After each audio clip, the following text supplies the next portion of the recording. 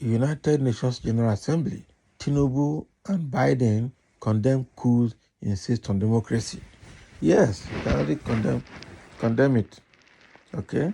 Biden will condemn it. Biden, that had never visited Nigeria, the vice president of Biden came to Africa and ended in Ghana and went back. But when coup took place in Niger, they started looking for a way to connect with Nigeria. Yeah? Because they want to use Tinubu as a puppet to go and fight war in Niger. Let Tinubu go and start it. Tinubu that are using is not an enemy to democracy. That's the question. The guy that murdered democracy in Nigeria and rigged himself to power falsely. Eh? It's the same person they want to use to put democracy in Niger. The Nigerians have told him that he is also an enemy to democracy, so he has no moral right and justification to talk about reinstating democracy in Niger because he murdered democracy in Nigeria. Biden is just speaking, appealing to the interests of the West and not interests of Africans. So let's forget it. But nevertheless, let's see what culminated in their discussion.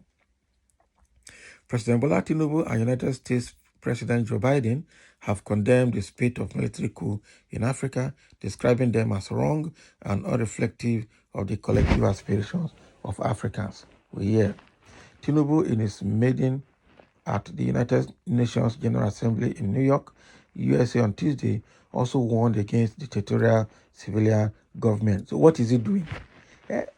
Everything Tinubu is mentioning in that place, he's speaking against himself, and they will be laughing at him. What are we going through in Nigeria? It's not dictatorial democracy. Is he not a democratic dictator? That is what he is. He's killing all political parties, killing democracy, killing electoral processes for him to remain in power desperately. And he's talking about that. What is causing coup in this country? It's not because of dictatorial democracy. That is it. Presidents perpetuating themselves in power, like the Niger case, and also that had a very wrong election, and they had to cancel the election. The same thing that happened in Gabon. Gabon, they have stayed in power for almost 54 years. Okay, and now we also have the Enyademas of Togo that have been there in power for only God knows when, and you are coming here to tell us about dictatorial democracy. Let's hear them anyway.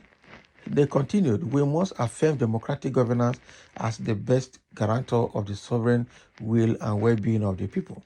Military coups are wrong, as is any tilted civilian political arrangement that perpetuates injustice, Tinubu said.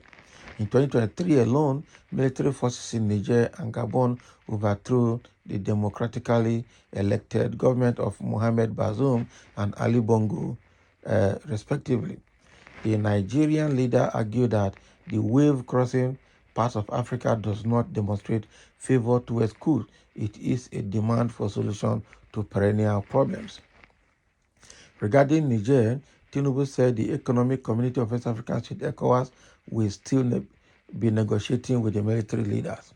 He said, as chairman of ECOWAS, I seek to help reestablish democratic governance in a manner that addresses the political and economic challenges confronting that nation, including the violent extremists who seek to foment instability in our region. I extend a hand of friendship to all who genuinely support this mission. On the protracted battle against violent extremists, the president lamented that the phenomenon had created a dark channel of inhuman commerce. Okay?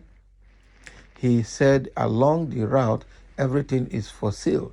Men, women, and children are seen as chattel. Yet thousands risk the Sahel's hot sand and the Mediterranean's cold depth in search of a better life abroad in the Europe. Yes, now. So at the same time, mercenaries and extremists with their lethal weapons and vile ideologies invade our region from the north. Tinubu argued that the harmful traffic undermined the peace and stability of an entire region.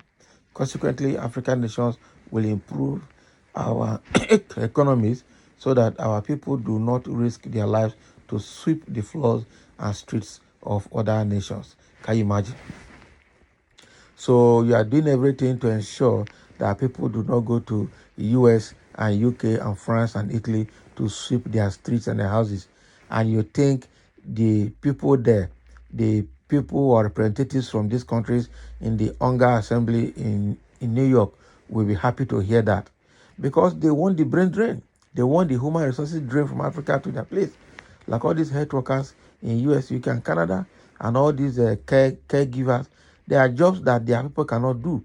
And so if you are going there to tell them that you want to run Africa in such a way that people will stop going there to help them, they will just laugh you and walk away.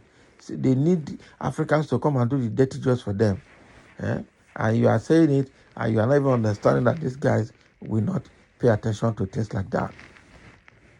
We also shall devote ourselves to disbanding extremist groups on our turf. However, he called on the international community to strengthen its commitment to arrest the flow of arms and violent people into West Africa. Similarly, he harped on the need to secure Africa's mineral-rich areas from pilfering and conflict, saying many such areas have become catacombs of misery and exploitation. So that is what he's saying there. Okay. The Democratic Republic of Congo has suffered this for decades, despite the strong United Nations presence there. The world economy owes the DRC much, but gives very little. The mayhem visited on resource-rich areas does not respect national boundaries. Sudan, Mali, Burkina Faso, the list grows. But that's what is happening now. They are mining gold in Congo. They are mining uranium in Niger Republic. They are mining magnesium and oil in Gabon. They are mining oil and uranium in Nigeria. Okay. So what do you have to say? Oil is exploited from Nigeria. Uranium is exploited from northern Nigeria. Okay. And even in gold in Zamfara. They are stealing all of them and nothing is happening. So so you are telling them they are crime to their face. That's fine. But will they listen? No. Will they take you serious? No. Because it is their protracted and concerted effort to make sure they continue to exploit the resources of Africa.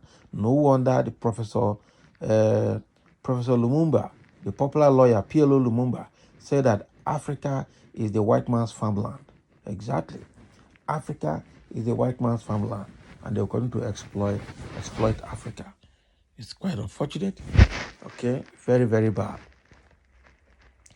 So he continued to say that the problems also knock on Nigeria's door. Foreign entities abetted by local criminals who aspire to be petty warlords have drafted thousands of people into servitude to illegally mine gold and other resources. Billions of dollars meant to improve the nation now fuel violent enterprises, he noted. The Nigerian leader warned that if left unchecked, these activities would threaten peace and place national security at a grave risk. He said that given the extent of injustice and the high stakes involved, many Africans are asking whether this phenomenon is by accident or by design. Therefore, member nations must reply by working with us to deter their firms and nationals from this 21st century pillage of the continent's riches, he called on. So these are that he's just talking about. Himself, is he free with all his corruption allegations on his neck? With all his wealth, he has moved to both the US, UK, and France. With all his offshore accounts, with how he has exploited Lagos.